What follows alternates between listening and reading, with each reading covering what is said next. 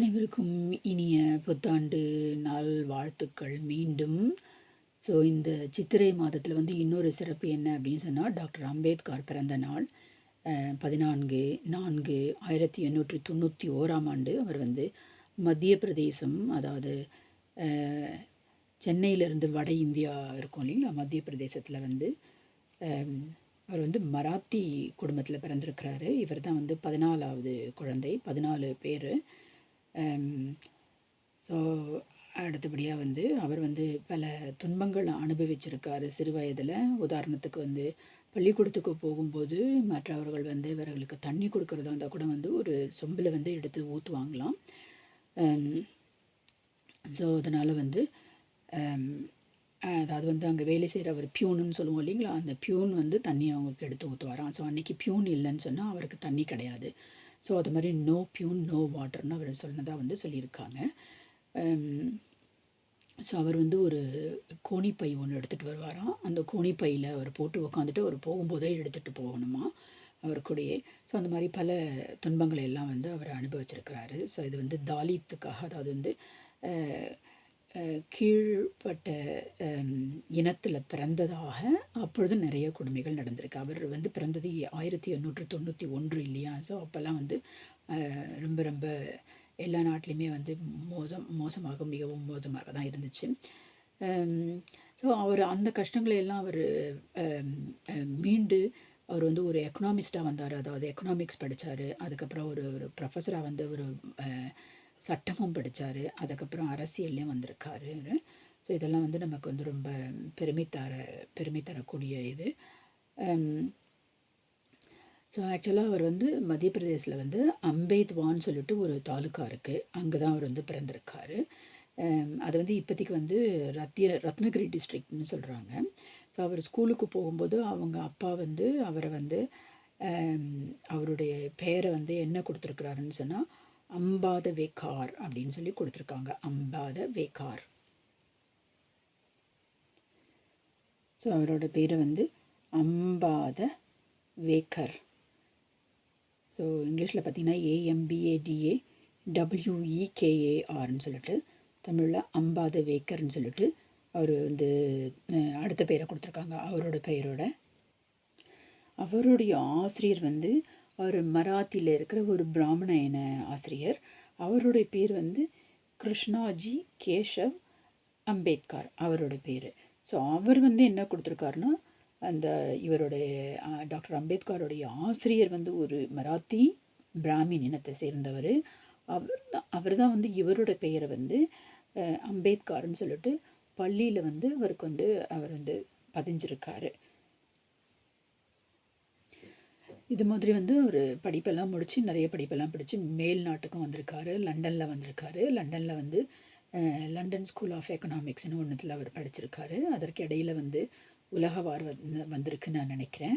ஏன்னா அவர் 1891 வந்து பிறந்திருக்காரு இல்லைங்களா. 1914 உலகவார் வந்துச்சு போல இருக்குது. முதல் உலக வார் வந்து 1914 18 வரைக்கும் நடந்துச்சு. ஸோ அதுக்கிடையில் வந்து அவர் வந்து லண்டனுக்கு வந்துட்டு தன்னுடைய படிப்பை வந்து டாக்டர் படிப்பை வந்து ஒரு லண்டன் ஸ்கூல் ஆஃப் எக்கனாமிக்ஸில் 1916 17 வரைக்கும் அவர் படிச்சிருக்காரு. ஆனால் வந்து சில பிரச்சனைகளால் அவரால் வந்து அவருடைய ஆராய்ச்சியை வந்து சமர்ப்பிக்க முடியல. அதற்கு பிறகு அங்கே திரும்பியும் சென்று லண்டனுக்கு சென்று 1921 அவர் சென்று அங்கே வந்து தன்னுடைய ஆராய்ச்சியை வந்து அவர் வந்து சமர்ப்பிச்சிருக்காரு. ஸோ அதனால் பல சிரமங்கள் வந்து அவர் படிச்சிருந்திருக்காரு. அதற்கு அடுத்தபடியாக வந்து அவர் மீண்டும் வந்து அது ஸ்காலர்ஷிப்பில் தான் அவர் போயிருக்காரு. திரும்பியும் பரோடாவுக்கு வந்துட்டு பரோடாவில் வந்து அவர் வேலை செஞ்சுருக்காரு. இதில் மிக முக்கியமானது என்ன அப்படின்னு சொன்னால், எல்லாமே முக்கியம். இதில் இன்னொரு சில தேதிகள் என்ன அப்படின்னு சொன்னால், இவர் வந்து தன்னுடைய இறுதி நாட்களில் வந்து புத்த மதத்துக்கு வந்து தன்னை வந்து அவர் வந்து மாற்றிக்கொண்டார். 16ஆம் தேதி அக்டோபர் மாதம் 1956 வந்து இவர் வந்து தன்னை புத்த மதத்துக்கு மாற்றிக்கொண்டார். ஆக்சுவலாக வந்து அவர் இறந்தது வந்து அதற்கப்புறம் சில வாரங்களில் அவர் இறந்துட்டார். அதாவது வந்து 6ஆம் தேதி டிசம்பர் மாதம் 1956 அவர் இறந்துட்டார். 65 வயது வரைக்கும் தான் அவர் இருந்திருக்காரு. அந்த 65 வயதுக்குள்ளே அவர் வந்து நிறைய சாதனைகள் மக்களுக்காக செஞ்சுருக்காரு. அதற்கு அடுத்தபடியாக வந்து என்னென்னு சொன்னால் 1990ஆம் ஆண்டில் வந்து அவர் இறந்த பிறகு 1990ஆம் ஆண்டில் வந்து சில ஹங்கரி நாடுன்னு ஒன்று இருக்குது. அங்கே இருக்கவங்க ரோமனின்றவங்க, அங்கே இருக்க மக்கள்லாம் வந்து இவருக்கு கிடைச்சா மாதிரியே வந்து இவருக்கு என்ன கஷ்டங்கள்லாம் அனுபவிச்சாரோ அதே மாதிரி கஷ்டங்கள் நமக்கும் வந்திருக்கு அப்படின்னு சொல்லிட்டு அவங்க வந்து எல்லோரும் என்ன பண்ணிட்டாங்க, அவரை பின்தொடர்ந்து அவங்களும் வந்து அதாவது டவுன் ட்ராடன் பீப்புள்னு சொல்லுவோம். அதாவது வந்து என்ன சொல்கிறது, பாதிக்கப்பட்டவர்கள், அவர்கள்லாம் வந்து தங்களை வந்து புத்த மதத்துக்கு மாற்றிக்கொண்டார்கள் இவரை பின்பற்றி. ஹங்கரின்ற நாட்டில் இருக்கவங்க. சுருக்கமாக இவரோட வரலாறு சொல்லணும்னு சொன்னால் அவர் 1891 பிறந்தார். 1894 வந்து அவங்களுடைய அப்பா வந்து வேலையிலேருந்து ஓய்வு பெற்றுட்டாங்க. அதுக்கப்புறம் 1896 வேறு இடத்துக்கு அவங்க வந்து மாற்றம் செஞ்சுருக்காங்க. அப்போ இவர் 5 வயதாக இருக்கும்போது இவருடைய தாயார் வந்து இறந்துட்டாங்க. ஸோ அதற்கப்புறம் வந்து இவர் வந்து இவருக்கு வந்து 15 வயதாக இருக்கும்போது இவருக்கு திருமணம் ஆயிருக்கு. அந்த காலத்து வழக்கு பிரகாரம் வந்து 9 வயது உள்ள பெண்மணியை இவங்க வந்து இவர் திருமணம் செஞ்சுருக்காரு. இவருக்கு 15 வயது, அங்கே இருக்க பெண்மணிக்கு 9 வயது. ஸோ 1906ஆம் ஆண்டு 15 வயது இருக்கும்போது 9 வயதில் இருக்கிற ராமாபாயின்ற ஒரு பெண்ணை வந்து அவங்க திருமணம் செஞ்சுருக்காங்க. அவங்க முறைப்படி செஞ்சுருக்காங்க. அதற்கு அப்புறமேல்பட்டு அவர் வந்து லண்டனுக்கு எல்லாம் போய் எல்லாம் படிச்சிருக்காரு. அவங்க ராமாபாய் வந்து 1935 வந்து இறந்துட்டாங்க. அதற்கப்புறம் வந்து 2வது மனைவியாக வந்து அவங்க சவிதான்றவங்களை வந்து அவங்க ஒரு மருத்துவர், அவங்கள திருமணம் பண்ணியிருந்திருக்காங்க. ஸோ அவங்க வந்து சவிதான்றவங்க வந்து இப்போ தான் 2003 தான் வந்து அவங்க இறந்துருக்காங்க. ஸோ இவருக்கு வந்து ஒரு மகன் இருக்காங்க. ஸோ இந்த 2வது மனைவி வந்து சவிதான்றவங்க வந்து 94 வயது வரைக்கும் வாழ்ந்திருக்காங்க அவங்க. ஸோ அவங்க எம்பிபிஎஸ் டாக்டர் படிச்சிருக்காங்க. 2003 வந்து அவங்க காலமாயிட்டிருக்காங்க. ஸோ இவங்க 2 பேருக்கும் பிறந்த மகனுடைய பேரன் வந்து இருக்காங்க இப்போவும். அவங்க வந்து பிரகாஷ் யஷ்வந்த் அம்பேத்கர்னு நினைக்கிறேன். அவங்க பேரன் வந்து அவங்களுடைய பேரன் பிறந்தது வந்து 1954 பிறந்திருக்காங்க. 1954 பிறந்திருக்காங்க.